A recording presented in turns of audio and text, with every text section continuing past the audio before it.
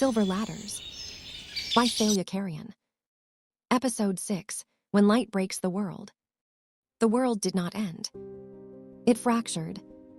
The column of white fire tore through the moonwell and split reality like a mirror dropped from the sky. Sound vanished first, then weight, then direction. Elara felt herself lifted, not falling, not flying, but unmoored, as though the universe had forgotten where to place her. Astra screamed. The cry cut through the light like a blade.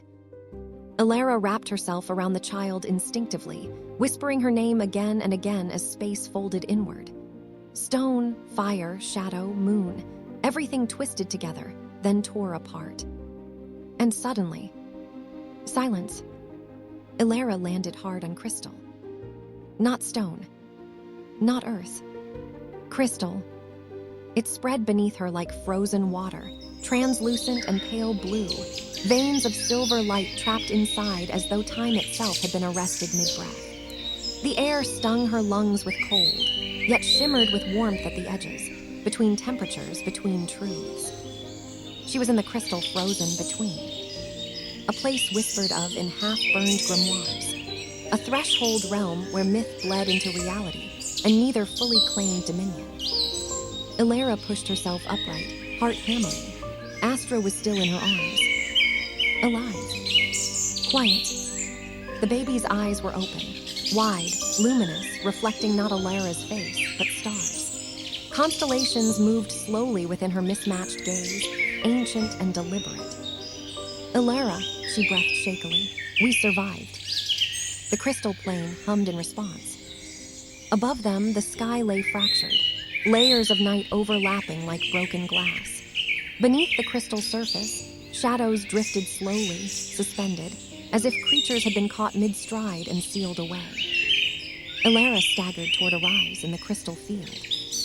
And froze. A figure stood ahead. Tall, still, wrapped in pale robes stitched with sigils that glowed faintly gold. A woman. Her hair fell like moonlight down her back, silver threaded with ash. Her face was ageless, beautiful in a way that carried grief rather than vanity. When she turned, her eyes, Astra's eyes, met Elara's. Recognition struck like lightning. You shouldn't be here, the woman said softly. Elara's breath hitched. Who are you? The woman's gaze dropped to Astra. Her expression shattered, not into fear, but longing so raw it hurt to witness. I am Seralith of the Hollow Moon, she said, last high witch of my kin. Elara's knees nearly gave out. You're... Her mother, Seralith finished, voice trembling.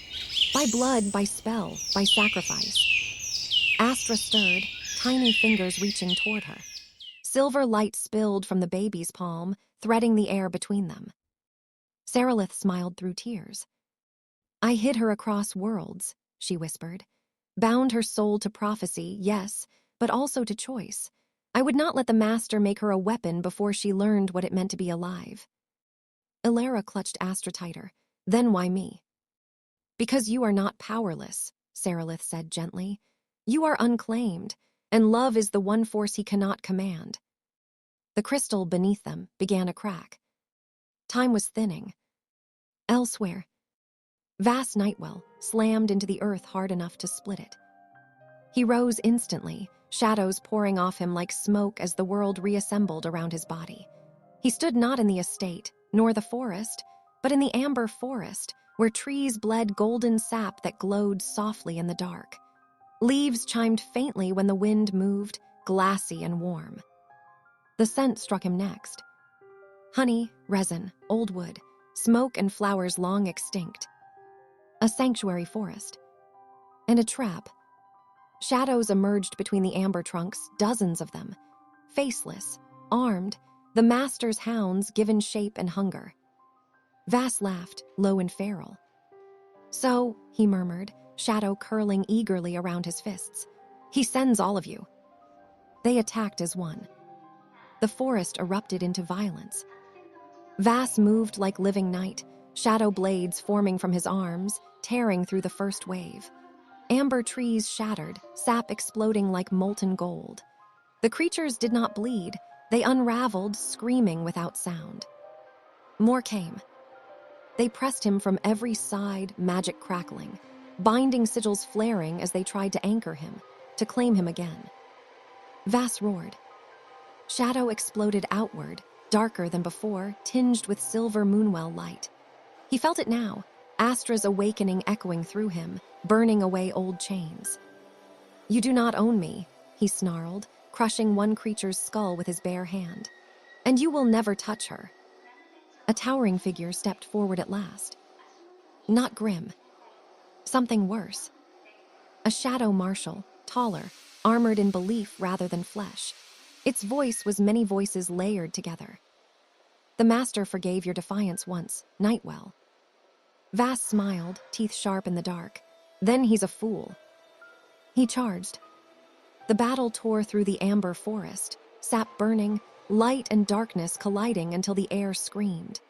Vass fought longer than he ever had, not for duty, not for obedience, but for a child who had changed the stars. Back in the crystal frozen between, Sarilith cupped Astra's face gently.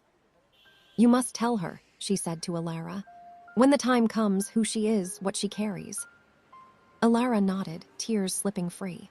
"Will I see you again?" Sarilith was already fatting, light dissolving her form.